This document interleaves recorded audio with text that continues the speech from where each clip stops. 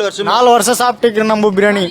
எதுவுமே ஆகலையே, நான் போடும் அப்படியே இருக்கேன். நானே நல்லா வேலை செய்கிறேன், காலைல எழுந்துக்கிறேன், எல்லாம் பண்றோம். நானே நல்லா தான் இருக்கிறோம். மதியத்தை இப்போ சாயந்தரம் நம்ம பிரியாணி செய்யணும், டேஸ்ட் நான் தான் பண்றோம், எல்லாம் நான் தான் பண்ணி நிக்கிறோம். எதுவுமே ஆகலையே. அவங்கள ஏன் சீல் போட்டாங்களான்னு தெரியல. நாங்க போய் லெட்டர் கொடுக்கும் போது நீங்க வந்து பாத்துருக்கலாம். இப்ப நாங்க வீடியோ அப்லோட் பண்ண, நாங்க எந்த வீடியோவும் பண்ணலையே சார். ஒரு ப்ரொமோஷன், ஒரு பிரியாணி கடைனா இன்னைக்கு எல்லாமே யூடியூப் தான், எல்லாமே ஒரு ப்ரொமோஷன். அந்த ப்ரொமோஷன் பண்றோம், இவனா ஓவரா பண்றான் அப்படின்னு நீங்களா நினைச்சு ஒண்ணு பண்ணா நம்ம நாங்க வந்து ப்ரொசீஜரா, நாங்க இப்ப கூட தப்பு சொல்ல, ஓகேங்களா? நாங்க ப்ரொசீஜரா போறோம். அந்த ப்ரொசீஜரா நீங்க ஏன் பண்ணல? திடீர்னு வந்து அது இல்லாம லூஸ் டாக் வெளியே போய் நான் எங்களை வெளியே போக சொல்றாங்க. தப்பு தானே சார்?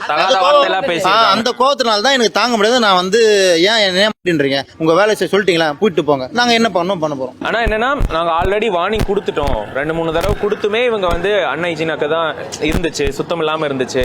அதனாலதான் வந்து இந்த மாதிரி ஆக்ஷன் எடுத்தாங்க சார். நானே என்னோட பேஜ்ல வீடியோ போட்டிருக்கேன் சார். என்னோட கஸ்டமர்ஸ்க்கே தெரியும், என் கஸ்டமர்ஸ் வந்து சாப்பிடுறாங்களா அவங்களுக்கும் தெரியும்ல. என் பொண்ணு டெய்லி பிரியாணி சாப்பிடுவா, குழந்தைக்கு ஒண்ணு அவளை வயிறு வலியோ எந்த நாங்க ஃபுட்ல எந்த ஒரு இது இல்ல சார். இப்ப நம்ம புதுசா ஒண்ணு வரும்போது இதுல என்னென்னலாம் இருக்கணும்னு தெரியாதுல்ல. அப்போ இவங்களை கேட்டு நம்ம பண்ணிட்டே இருக்கோம். இது பண்ணிட்டே இருக்கும்போது திடீர்னு வந்து நீ வைக்கிறன்னா, அப்போ இது வந்து என்ன அழிக்கணும், அவ்வளவுதான். என்ன அழிக்கணும். நாங்க போய் கொடுக்கும் போது நீங்க வந்து பாக்காத போது அப்ப நீங்க யார் பேச்ச கேட்டு இப்ப வந்துருக்கீங்க அப்படிதான் எங்களுக்கு நினைக்க தோணும். கண்டிப்பா எங்களுக்கு அதான் தோணுது. இப்ப நேத்து 2 வீடியோ வந்தது, அதனாலதான் வந்திருக்காங்கன்னு எங்களுக்கு கண்டிப்பா தோணும். நீங்க வந்துட்டு ஏதோ ப்ராப்பரா வெளியே போன நாயங்களே போது பசங்க என்ன உங்களை வந்து அடிமையா வேலை செய்யறாங்களா? எங்களுக்கு ஒரு அக்னாலஜ்மெண்ட் கேட்கறோம். நாங்க கொடுத்ததுக்கான அக்னாலஜ்மெண்ட் அதுவும் கொடுக்க மாட்டேன்றாங்க. அதெல்லாம் நாங்க சீல் பண்ணிட்டு போய் உங்களுக்கு தர முடியாது. நீங்க என்ன கேட்டீங்க, அவங்க என்ன கொடுக்க மாட்டேன்னு சொன்னாங்க சார். என்னன்னா, நீங்க வந்து கிளீன் இல்லன்ட்டு வந்து கொடுத்தீங்களா?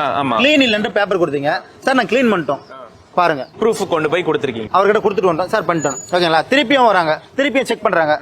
செக் பண்றாங்கன்னா அங்க இருந்து வரல, சும்மா இவங்க வேணும்ட்டுமே பண்றாங்க போல. வராங்க, அது இல்ல இதை மாத்திக்கோ, சூப்பர், ஓகே, அடுத்தது ஓகே, இன்னொரு வாட்டி வராங்க, இன்னும் அப்போ இன்னும் இதெல்லாம் மாத்தணும், சரி ஓகேன்ட்டு திருப்பி போறோம். திருப்பி 4வது வாட்டியும் வந்து கொடுக்குறாங்க சார். எல்லாமே கிளியர் பண்ணிச்சு, எல்லாம் பக்கவா பண்ணிச்சு.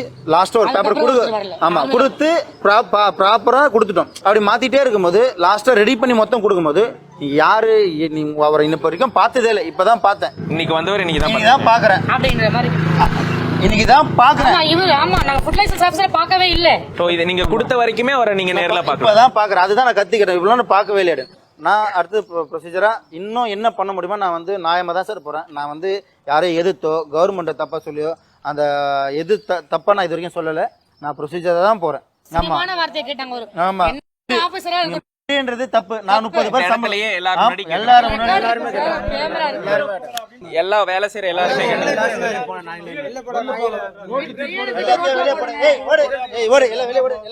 தப்பு. அந்த வார்த்தைக்கு தான் நான் கத்தனை, இதை பண்ணேன்.